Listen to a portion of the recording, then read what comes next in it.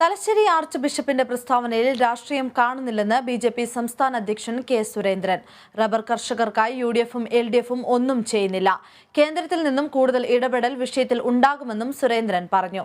അതേസമയം എം.വി. ഗോവിന്ദന്റെ പ്രസ്താവന അസ്വസ്ഥത മൂലമാണെന്നും അദ്ദേഹം പ്രതികരിച്ചു.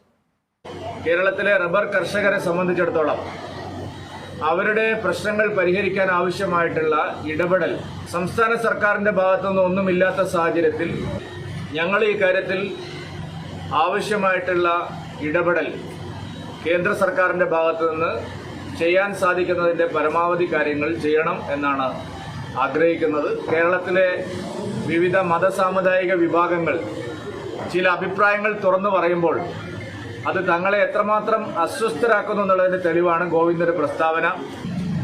പാലാ ബിഷപ്പിനെതിരെ ഇവിടെ PFI ഗൂണ്ടകൾ ആക്രമണം നടത്തിയപ്പോൾ ഞങ്ങൾ ഒരു ജോസ് കെ മാണിയെയും കണ്ടിട്ടില്ല.